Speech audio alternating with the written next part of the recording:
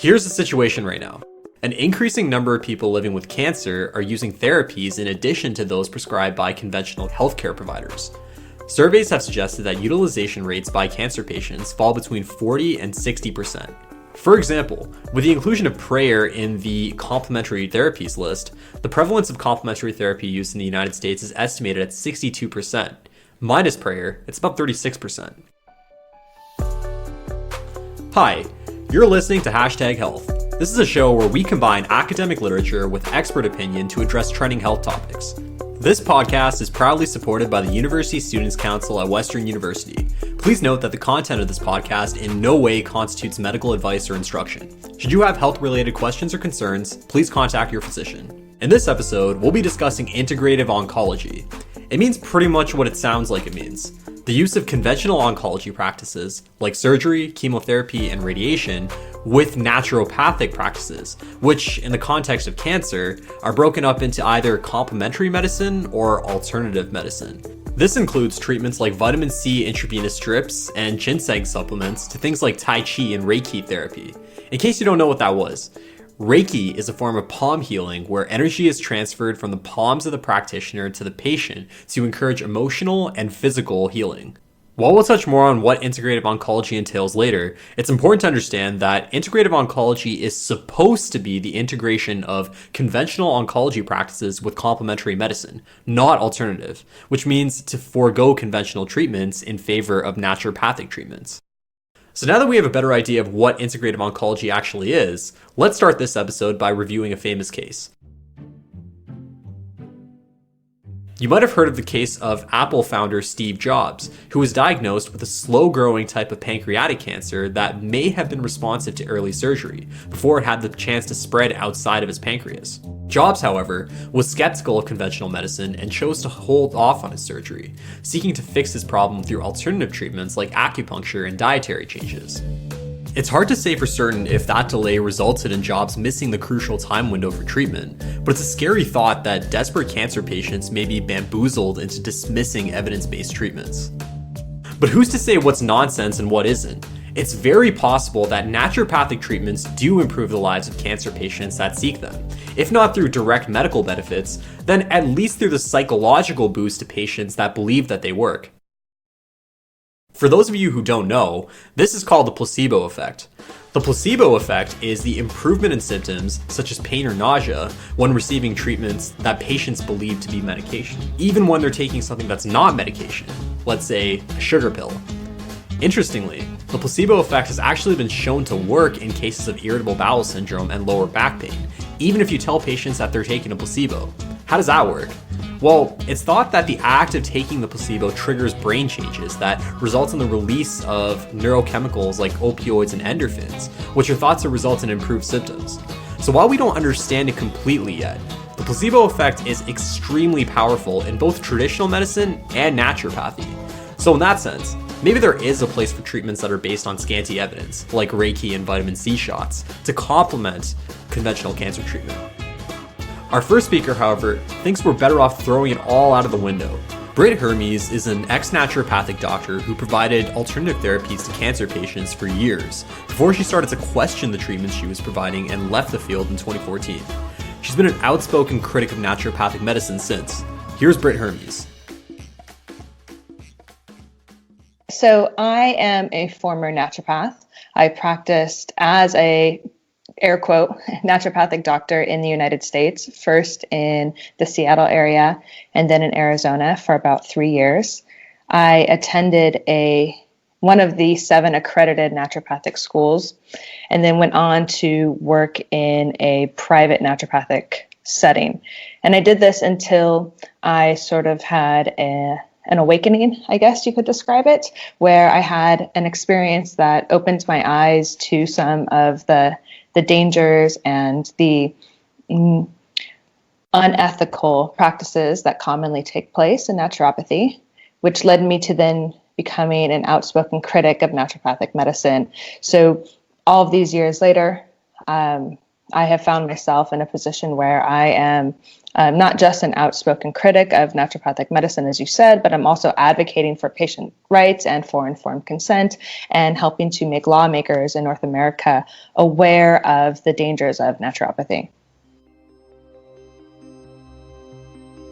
I think, at least in my experience, people are drawn to naturopathy, which is essentially entirely alternative medicine. So I just want to say off the bat that naturopathy is made up of anything and everything that is alternative to standard medical care. So this can be things that seem somewhat innocuous, like just some diet and lifestyle exercise that perhaps you wouldn't get in your general family physician office, but it can also be really strange, crazy, esoteric things like energy healing and psychic healing and the laying on of hands.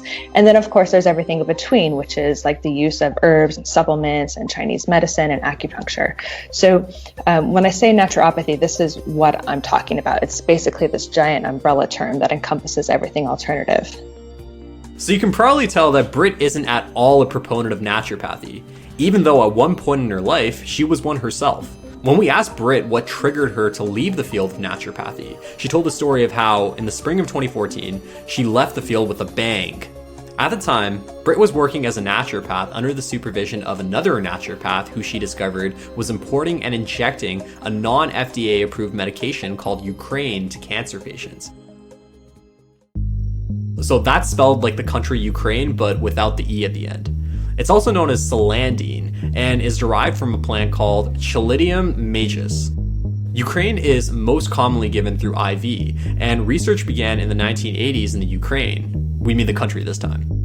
In a systematic review of all 7 randomized control trials of Ukraine that existed at the time of the study, researchers found that Ukraine had potential as an anti-cancer drug. And while the results of the systematic review suggested that Ukraine was an effective therapy, the studies were seriously limited by their design, including problems like small sample size and having the company that makes Ukraine the drug actually being the ones that conducted the studies.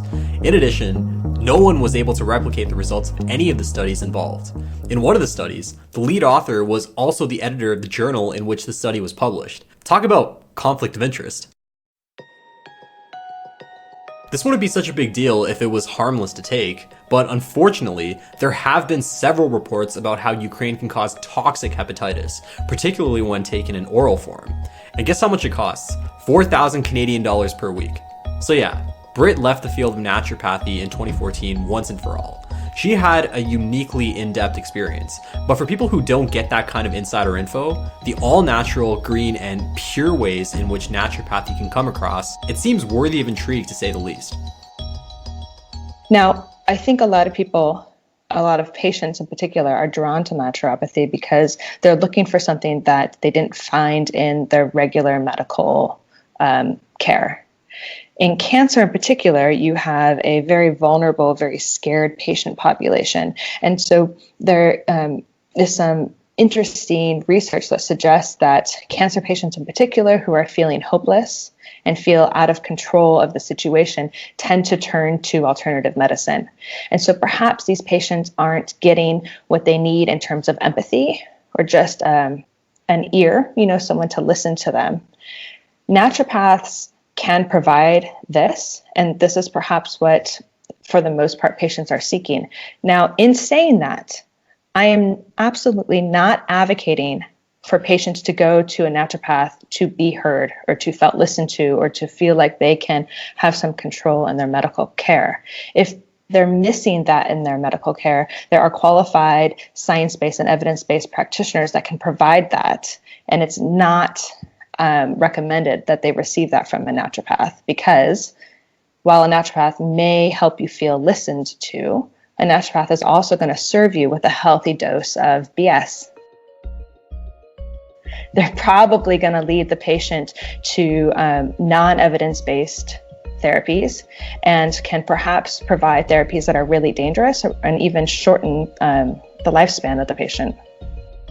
So North America healthcare systems are not perfect. Canada certainly doesn't have as many, healthcare system problems as the US. But generally, I think patients are looking to feel like they can be in control of their health. When they're in situations and the doctor is like, listen, the prognosis is crummy, the treatment is even more crummy, you're going to feel sick through it, and this is your only option, that can leave a patient feeling really scared and really vulnerable to being open to any other idea. So thoughts go through their head like, well, what's the harm of seeing what this alternative practitioner has to say?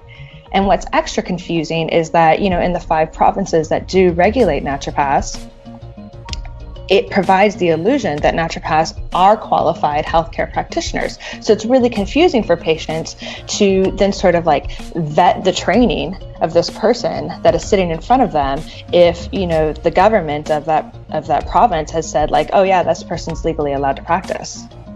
So even if going to a naturopath can provide a sense of comfort to distressed cancer patients that feel that they have nowhere else to turn, it can also expose these vulnerable individuals to all kinds of illegitimate therapies that don't actually do anything at best and cause more harm to their health at worst. And when naturopaths are officially regulated, Britt believes that it provides undeserved credibility to certain treatments that just flat out don't work. But the appearance of being officially regulated is enough for the public to take treatment seriously. Okay, so we've covered the idea that they're potentially dangerous, but what do these treatments actually consist of? There is no typical treatment plan. The whole shtick of naturopathy is that all treatments are individualized. Now, that being said, there are really common therapies that are used over and over in cancer therapy, and these include really high intravenous doses of vitamin C, special diets, like diets that recommend that the patient don't have any sugar, but then this gets really extreme and is extrapolated into even no fruit sugars, so no fruit, and no simple carbohydrates, so no white flour, for example. And then the use of supplements, which can range from anything that is labeled or marketed as anti-inflammatory, like turmeric, to supplements like intravenous preparations of an herb called mistletoe. What's really appealing to patients, and really, I think, part of why patients fall prey to naturopathic treatments, is that it's sold to them as an individualized treatment plan. Like, oh, for this type of cancer, we're going to follow protocol XYZ. And if, patient B comes in, the naturopath will say, oh, for your type of cancer, we're going to follow treatment plan ABC. It's really just the same mishmash of non-effective therapies, but it's packaged and marketed in such a way that it feels like it's individualized. The pitfalls of naturopathy therapy are that, well, most therapies have not been fully tested to see if they're safe. We don't know that they are not interfering with the conventional treatments. So there is some evidence that suggests, for example, that high doses of antioxidants like vitamin C can perhaps lead to worse outcomes for patients who are receiving chemotherapy. So this idea that it's CAM or complementary or having a synergistic effect with whatever medical care is going on is totally bogus, usually. In the worst case scenarios, it's wasting the patient's resources in terms of time and money. So most patients don't have unlimited funds to spend on healthcare treatments. And of course, patients don't have unlimited time. And I imagine that there is, in many situations, an optimum window of treatment. And so if that patient is pursuing therapies outside of that optimum window, perhaps the cancer is progressing past a point of where it's no longer easy to treat or is going to require extra interventions. In the worst case scenarios, they've run out of time and you can't treat conventionally anymore, or they've run out of funds and they can't afford to pay for cancer care anymore. If you were listening closely, Britt said that the notion that alternative medicine can be given alongside conventional cancer treatment is bogus. Is that even the goal of all naturopaths? Do naturopaths try to lead patients away from conventional treatment altogether? So absolutely, naturopaths will recommend that patients forego conventional treatment and and explore, pursue only naturopathic therapies, which can include anything from herbs to extreme diet changes to like crazy fasting and sweat therapies and anything marketed as detox.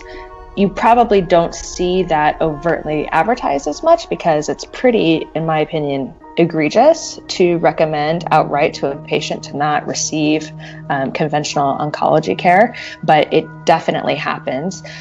I'm being sued, for example, by a naturopath in Arizona who recommends that her patients don't receive any conventional cancer therapy. And I brought up a lot of concerns about that, and that pissed her off. So now I'm being sued for talking about that. I have run into interesting experiences with medical doctors when I was practicing as a naturopath.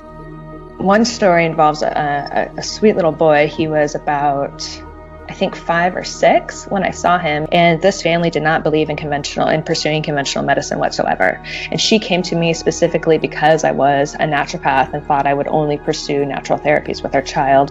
I have never seen a kid so sick. I mean, when I say sick, he was absolutely limp in his mom's arms, would barely open his eyes, you know, this classic scary floppy child syndrome that you hear about. So it was immediately clear to me that he needed medical care, and that whatever I was going to be able to offer, you know, in my office wasn't going to be enough.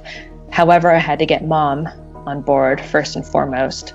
I convinced the mom to bring her son to the hospital, where he was admitted right away and then was later found out to have leukemia. So in the midst of his treatment and those early days of being admitted and getting him stabilized and everything, mom kept telling the doctors at the pediatric hospital that she wanted to check in with me before every treatment, before every intervention. So the medical doctors had this idea that, you know, perhaps I was counseling mom against conventional medical care. Eventually, I ended up calling the pediatric oncologist and speaking to them outright and trying to explain to them that actually I didn't want anything to do with his care, that I was very aware of the fact that I was outside of my wheelhouse, like really far outside of my wheelhouse as a naturopath, and understood that he needed to be admitted and wanted him to pursue, cancer care with them to the max, to the fullest. And the pediatric oncologists were totally floored that I was calling them and saying this, because they had had lots of experience with naturopaths before, and their colleagues had had lots of experiences with naturopaths, and the hospital was very familiar with, you know, the work of naturopaths in the area, and never in their experience had they talked to a naturopath who said, no, we realize that we are that we're not the right provider for this kid, and that you guys, the medical doctors, need to be handling this. And this was sort of in the phase of my practice as a naturopath that I realized that things weren't always as they seem. And it also helped me realize that most naturopaths didn't look at medicine the way that I did. You know, I seemed to have a much greater respect and trust in medicine than most of my colleagues, and speaking to that pediatric oncologist really confirmed that for me.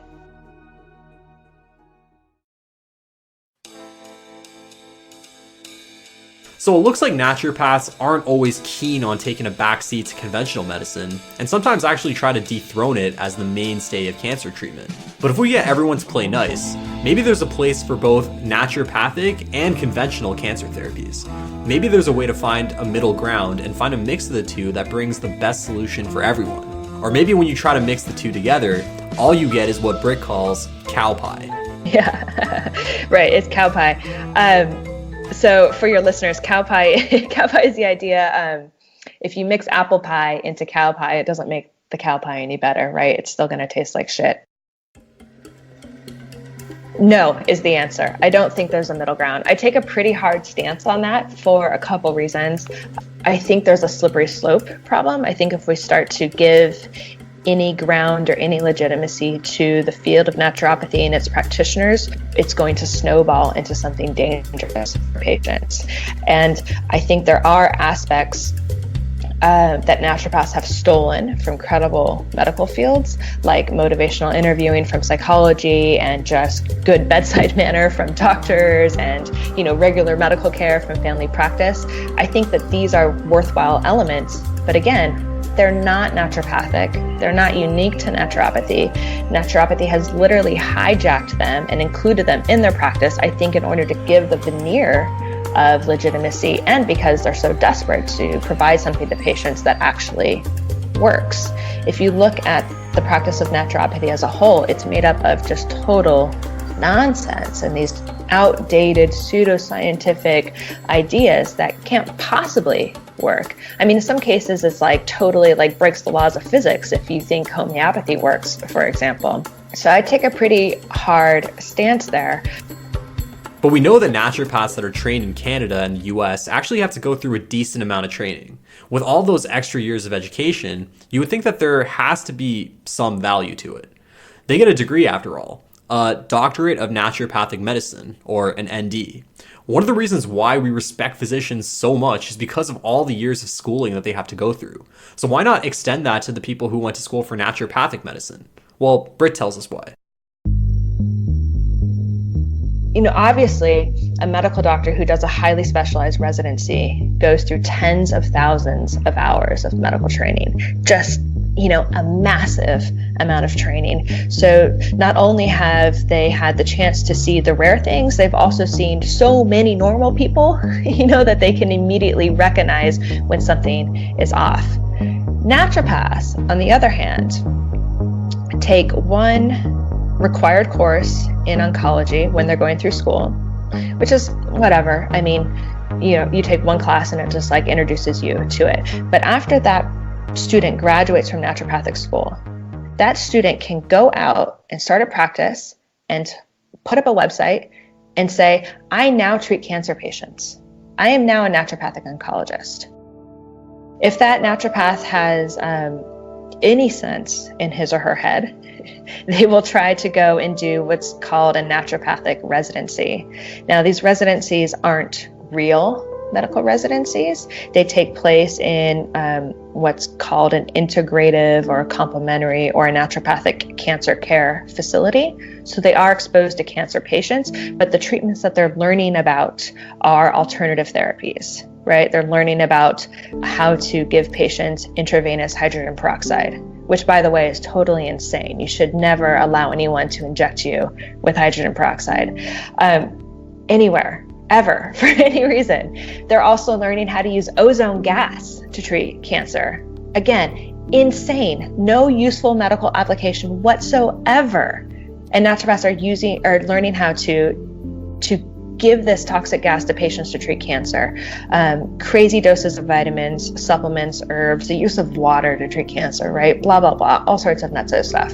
Okay, so they're learning all these alternative therapies, and then they can go and apply for what's called the American Board of Naturopathic Oncology to become a fellow of the American Board of Naturopathic Oncology and a FABNO. And so after their name, they'll put these ND, FABNO.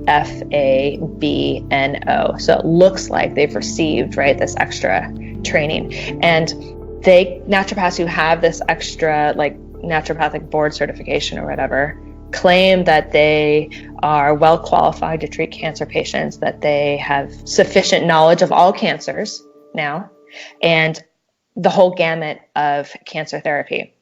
I just think it's really important to stop for a minute and think about how ridiculous that is. No oncologist would ever say that they're qualified to treat all cancers, right? I mean, oncology and cancer treatment is so complicated that they specialize within a field of oncology, like of breast cancer, for example, or prostate cancer or gastric cancer or whatever. I mean, as far as I know, you don't have any oncologist saying oh yeah, I can treat cancer from, the brain to the toe.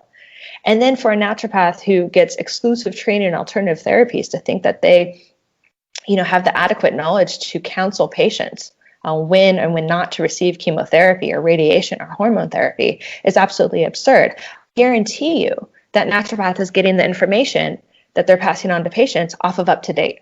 I guarantee that that's the extent of their knowledge base, and that it doesn't come from the tens of thousands of hours of direct patient care. So this is really confusing and really misleading for patients to read this information on a naturopathic website, and it's, I think, a shame that naturopaths are allowed to advertise themselves as being experts and being qualified to treat cancer in this way.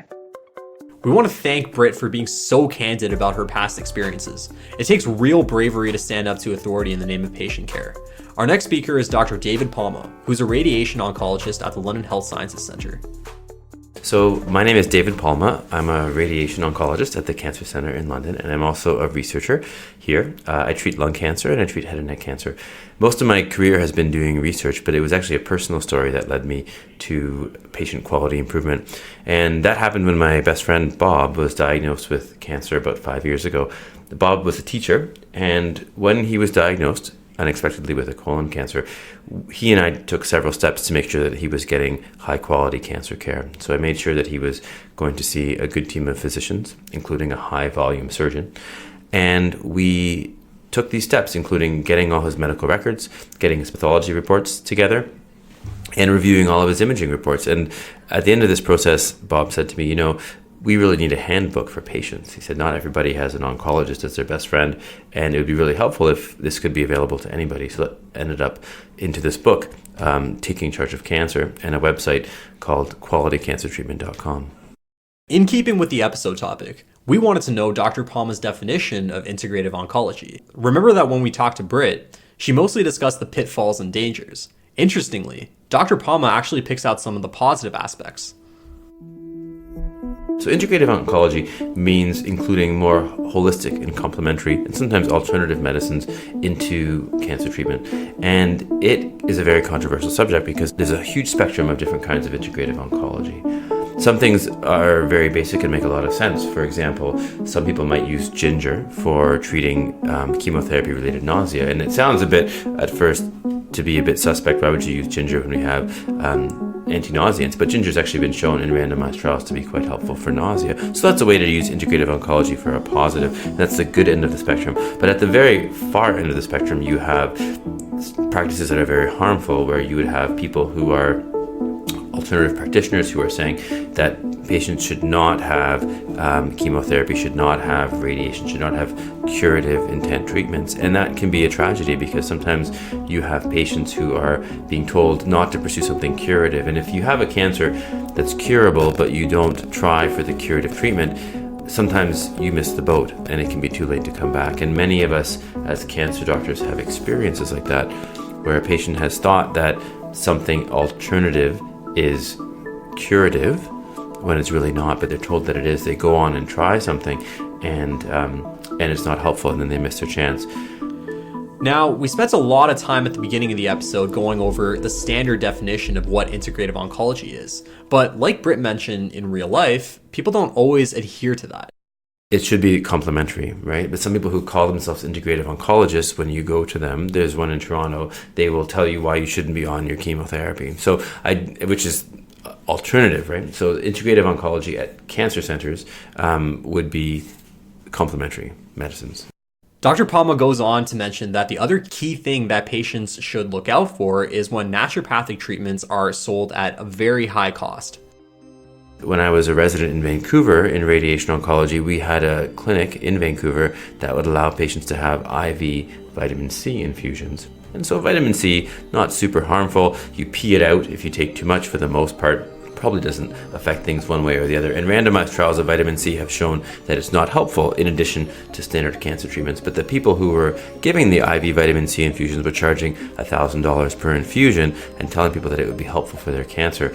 If the IV vitamin C is $1,000 a dose and you're getting 2 doses a month, it wouldn't take too long. So, there are treatments that cost $30,000. There are people who mortgage their houses to go down to places that aren't very well regulated. So you can have this idea of false hope. You can have an idea of a treatment that's going to work that has no chance of working, so people forego a curative treatment. But also you have this idea of cost. So those are the negatives. So I think there is some physician skepticism of integrative medicine, but it depends on where on that spectrum it is. And on the good end of the spectrum, you have integration of things that are beneficial. Like I said, the ginger, Taichi has been shown in a randomized trial to be very helpful for cancer patients with insomnia.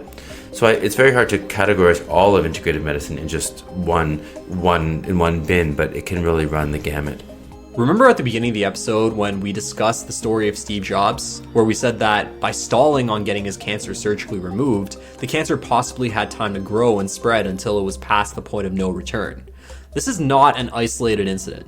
In fact, one of Dr. Palma's patients went through a similar experience. In his book, Taking Charge of Cancer, Dr. Palma tells the story of one of his patients who goes by the pseudonym Jill. Jill was a patient who came in with an HPV-related cancer.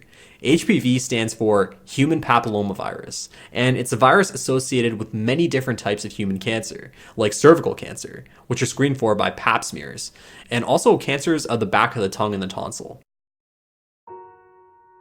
The interesting thing about these HPV-related cancers is they're highly curable. Most head and neck cancers, in contrast, are caused by smoking and drinking, and the cure rates aren't so good. So if you have a head and neck cancer, like a cancer of the back of the tongue that's caused by smoking, you have about a 50-50 chance of cure. If it's an HPV-related cancer, then the chance of cure is 90%. So it's much, much, much, much higher.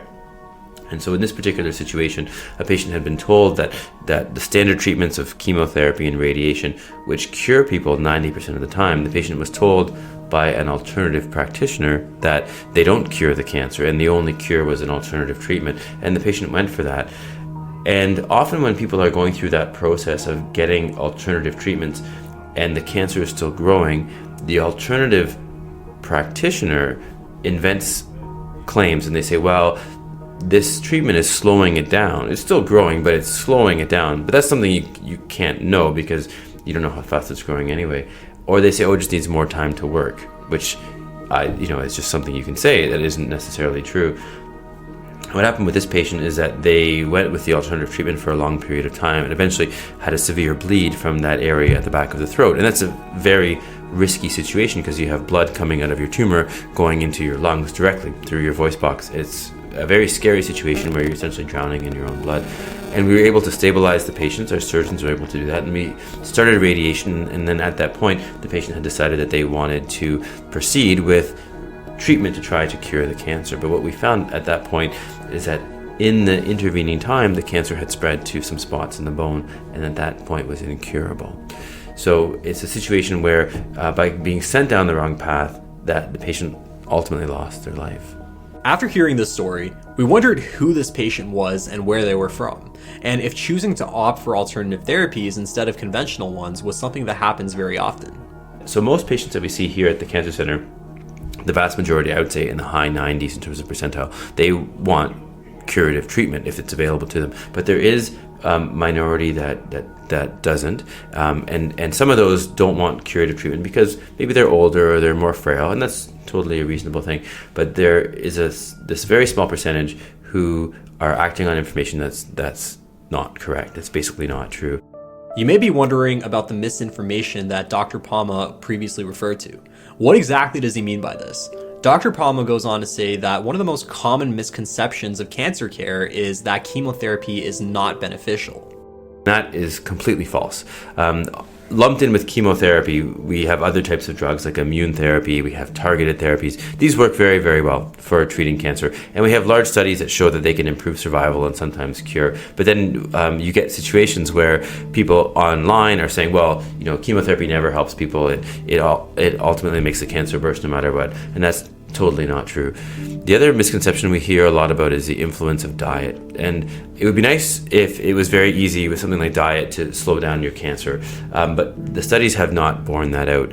The truth is that a cancer can grow pretty much no matter what. These are cells that have gone rogue that will just divide. And you need something quite toxic and quite directed at them and quite well thought out, like a well thought out drug to really stop them. So just by changing your diet, lowering your intake of sugar, those interventions have not shown to be helpful. The only little bit of evidence we have is for some of the cancers that are driven by hormones like breast cancer and prostate cancer. There's a little bit of evidence from randomized trials that if you change your diet in certain ways, you can have a small impact on the chances of cure. But for the most part, dietary interventions don't work. And the reason why I bring that up is that a lot of patients who are, let's say, end of life, or let's say they have a terminal diagnosis, but they have a couple of years to live, are under this impression that if they eat sugar, then their cancer is going to grow. Well, unfortunately, the cancer will grow whether or not you have sugar. And even if there's very little sugar in your blood, the cancer will be able to extract some of that and will grow no matter what. So to spend the last 2 years of your life having no sugar at all, or feeling guilty if you have someone's birthday cake or your own birthday cake, feeling guilty that somehow you're contributing to your cancer, is totally untrue. Next, Dr. Palma goes on to discuss another common misconception about complementary and alternative medicines. It's a theme that you may have noticed when you're browsing the magazines in the grocery store while waiting for them to cash you out. We're talking about the promotion of all things natural. People love it. You can't quite put your finger on it, can you? But somehow, this idea that natural things are better is something that sells. This concept is called the appeal to nature argument, which is the idea that by virtue of being natural, something is inherently good, or that by being unnatural, something is bad. However, the appeal to nature argument can actually be a really bad argument because there's no factual reason to believe that what is natural is good, or at least better than what is unnatural. The appeal to nature argument is something that is widely exploited, not only by your naturopath, but also a large chunk of labels you see in the grocery store. The seller of whatever product wants you to believe that their all-natural product is environmentally friendly and safe, but the statement that something is natural actually has nothing to do with it. Think about it. Aren't several toxins found in nature, like the venom of a poisonous snake, or the neurotoxin that comes out of a black widow spider, totally natural? Yeah, they are. So it's very normal to want to look at complementary and alternative medicines. I think the vast majority of patients do consider that. And you're right, there is this feeling that things that are natural are better. A lot of that is a bit of a misconception, though, because to be honest, if you look around us, there's really nothing around us that is natural. I'm sitting in a chair, we have computers all around us, there is nothing natural around us. So we don't really live in an environment that we lived in thousands of years ago. I just read a good book called Sapiens, which is a New York Times bestseller about sort of the history of humanity, and it makes the point that what we're living in now is nothing like what natural would have been. And we should also remember that back then, when everything was quote-unquote natural, people died of things that we don't die of anymore now, like small infections. Like we didn't have a lot of the stuff that we have now for treatment of infections, but also people died of cancer. And I think if you have something that's effective, that's natural, it makes sense to go with that. But a lot of things that are natural are harmful, like sugar. For example, sugar comes from sugarcane or maple syrup or honey. That can be quite harmful. High doses of salt can be quite harmful as well. And just because something is natural doesn't mean that it is safe, and doesn't mean that it is something useful. And I think one of the issues that many people might not realize is that if something is natural but is shown to be beneficial, then we will start using it in cancer treatment ourselves. We talked about ginger, but also one of our chemotherapy drugs is from a tree, a Pacific yew tree, and that's what was used to make a drug called paclitaxel. They took it out of the bark and now they make it in a pill form. I don't think that chewing the bark would be as effective. You wouldn't be able to know the dose and that sort of thing. But the other thing that can be a bit concerning is that sometimes people use the fact that something is natural as the only reason for taking something. So just having something natural, whether it's a supplement or some kind of a herb, doesn't mean that that's going to be helpful in itself. So I think people need to be a bit wary of these things, but I do understand that people want to look for alternative and complementary treatments. And I think what we need to do as doctors is kind of meet them halfway and help them to understand the pros and cons and steer them away from the things that are very harmful. Like Dr. Palma said, doctors should meet patients halfway. To do that, it's super important to understand that naturopathic treatments should not be used to treat the cancer itself.